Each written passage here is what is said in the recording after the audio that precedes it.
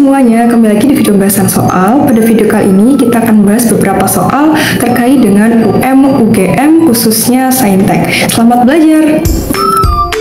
Sebuah peluru bermassa 2 kg yang ditembakkan dari tanah dengan sudut elevasi dan kecepatan awal tertentu memiliki ketinggian maksimum dan jangkauan maksimum berturut-turut ada 25 meter dan 40 meter. Energi kinetik peluru pada saat ditembakkan adalah, oke langsung aja kita tulis yang diketahui dulu di soal ya. Yang pertama kita tahu bahwa M adalah 2 kilo. Kemudian di sini ada H max itu 25 M, kemudian X max atau jangkauannya adalah 40 M.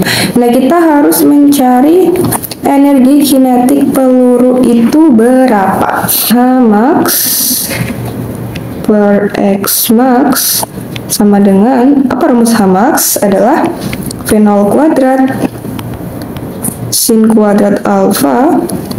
Ini mohon maaf di sini sin kuadrat alfa ya, dibagi dengan 2 kali gravitasi per rumus X max adalah 2 V0 kuadrat sin alfa cos alfa per gravitasi. Oke, berarti kita coba sederhanakan terlebih dahulu.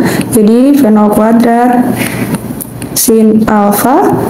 sin alfa 2 kali ini dikali dengan dibalik ya, jadi G per 2 V0 kuadrat sin alfa cos alfa. Kita coret aja, bisa dicoret. Ini hilang, dia juga hilang, G-nya hilang, sin hilang, sehingga kita punya di sini bahwa sin alfa per 4 cos alfa. Nah, untuk itu H max ya per X max itu adalah sin alfa per 4 cos alfa. Cos alfa ya. Nah, karena sin alfa per cos alfa itu sama dengan tan alfa, makanya H max-nya itu H max per X max sama dengan 1/4 dari tan alfa.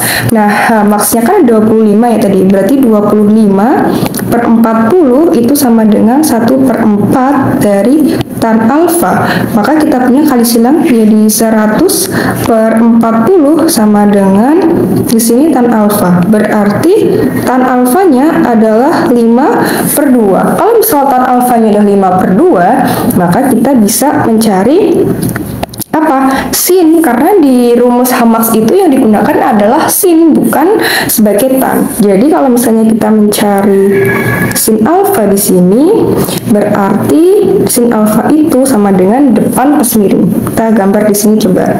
Ini masih ingat segitiganya? Di sini adalah depan, miring, dan samping.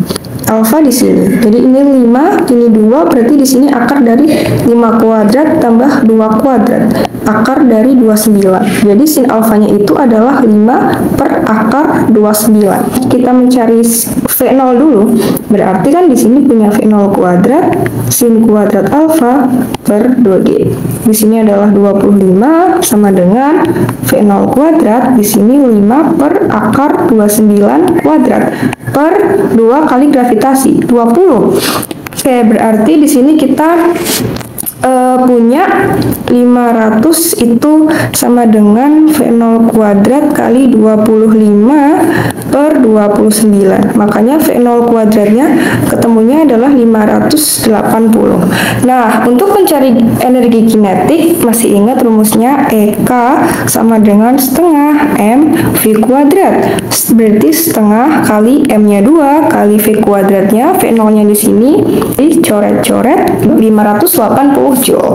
Jadi energi kinetik peluru pada saat ditembakkan adalah yang B.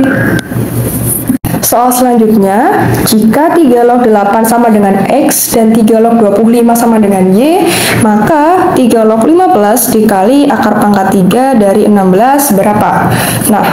Nah, teman-teman masih ingat beberapa sifat logaritma? Nah, di soal ini kita ada sifat yang kita gunakan untuk mengerjakan soalnya. Yang pertama, kita tulis di sini kali ya, di atas aja ya. Nah, A log BC itu sama dengan, ini maksudnya A log B kali C itu ya. Makanya kita bisa jabarin jadi A log B ditambah dengan A log C itu. Nah, kalau misal ada A log B pangkat M, itu jadi M dikali dengan A log B. Mari kita analisis soalnya. 3 log 15 ya tadi dikali dengan akar pangkat 3 dari 16 itu hasilnya berapa? Kita jabarkan dulu teman-teman di sini. Jadi 3 log 15 itu ditambah dengan 3 log akar pangkat 3 dari 16. Nah, akar pangkat 3 dari 16 ini juga bisa kita jabarkan lagi, kita pecah menjadi 3 log 2 pangkat 4 pangkat 1/3. Ya, jadi kalau 16, akar pangkat 3 dari 16 kan dijabarkan jadi 16 pangkat 1/3. Nah, kemudian kita di sini punya 3 log 2 pangkat 4/3. Sesuai dengan yang ini, sifat yang ini. Maka jadi 4/3 dikali 3 log 2. Oke, kita masukkan ke soal. Yang ini kita pecah lagi, jadi 3 log 5 tambah 3 log 3 ditambah dengan 4/3 dikali 3 log 2. Nah, setelah itu kita harus, kan di soal yang diketahui adalah 3 log 8 sama dengan X, 3 log 25 sama dengan Y. Sedangkan di sini kita punya, di sini tuh ada 3 log 5 dan 3 log 2. Nah, nilainya berapa ya? Kita coba cari dulu ya. 3 log 25 kan sama dengan Y. Kita jabarkan, berarti 3 log 5 kuadrat itu sama dengan Y. Jadi 2 kali 3 log 5 sama dengan Y. Makanya 3 log 5 itu adalah Y/2. Nah, selanjutnya untuk 3 log 8 ya. 3 log 8 sama dengan X. Berarti 3 log 2 pangkat 3 sama dengan X. Jadi dengan 3 log 2 sama dengan X. Berarti 3 log 2 sama dengan X/3. Nah, kita masukkan di sini. Berarti 3 log 5 adalah Y/2. Berarti Y/2 ditambah 3 log 3 1 ditambah 4/3 dikali dengan 3 log 2 adalah X/3. Nah, makanya kita punya di sini Y/2 tambah 1 tambah jadi 4X/9. Nah, kita samakan penyebut dulu. 9 kali 2 18. Jadi kita punya di sini adalah 9Y kemudian ditambah 18 ditambah dengan 8X. Kalau kita sesuaikan di soal, berarti yang benar ini sesuai dengan 8X ditambah 9Y plus 18/18. Jadi jawabannya adalah yang D. Terdapat berbagai jenis hormon berdasarkan jenis dan fungsinya. Hormon X merupakan hormon golongan steroid yang dapat memicu peningkatan pelepasan glukosa oleh hati. Hormon ini umumnya disekresikan oleh tubuh pada saat stres jangka panjang berlangsung. Berdasarkan keterangan tersebut, dapat diketahui bahwa hormon X diproduksi oleh... Oke, langsung aja kita ke pembahasan soalnya. Berdasarkan keterangan yang diberikan, tadi keterangannya itu adalah hormon X itu adalah hormon steroid yang memicu peningkatan pelepasan glukosa oleh hati dan disekresikan selama stres jangka panjang. Nah, hormon yang sesuai dengan deskripsi tersebut adalah kortisol yang diproduksi oleh korteks adrenal. Jadi, jawaban yang benar adalah yang C, yaitu sel-sel penyusun korteks adrenal. Koordinasi benzena C6H6 menggunakan Cl2 dengan katalis FeCl3 menghasilkan C6H5Cl dan HCl. Kuantitas benzena yang dapat bereaksi dengan 3,36 liter gas Cl2 dalam keadaan STP adalah, oke, langsung aja kita membahas soal ini. Mula-mula kalau misalnya kita menemukan soal ada seperti ini, ya, kita harus menyetarakan reaksi terlebih dahulu. Kita coba tulis ya di sini bahwa C6H6 direaksikan dengan Cl2 itu akan menghasilkan C6H5Cl ditambah dengan HCl. Nah, kita analisis apakah reaksi ini udah start. Jadi kuncinya kita mengerjakan soal seperti ini, kita harus tahu apakah reaksi ini udah start atau belum. Nah, caranya kita coba lihat. Di sebelah kiri dan kanan itu jumlahnya harus sama ya. Di sini adalah C-nya 6. Sebelah kanan C-nya ada 6. Oke, berarti udah sama. Di sebelah kiri hanya ada 6. Sebelah kanan ada 5 tambah 1, 6. Cl sebelah kiri ada 2. Sebelah kanan Cl tambah Cl lagi 2. Berarti persamaan ini oke, udah setara ya. Nah, di sini tadi dikatalis dengan FeCl3. Nah, karena ini berada dalam keadaan STP ya, makanya kita bisa mencari mol, rumus mol dalam keadaan STP. Masih ingat teman-teman? Rumusnya adalah N sama dengan V per atau dibagi dengan 22,4 liter per mol. Nah, mula-mula kita harus mencari mol Cl2 terlebih dahulu ya. Yang pertama adalah mol Cl2. Mol Cl2, kenapa mol Cl2 terlebih dahulu? Karena dia udah diketahui volumenya gitu. Nah, jadi kita pakai volumenya 3,36 liter itu dibagi dengan 22,4 liter per mol. Sehingga jawabannya 0,15 mol.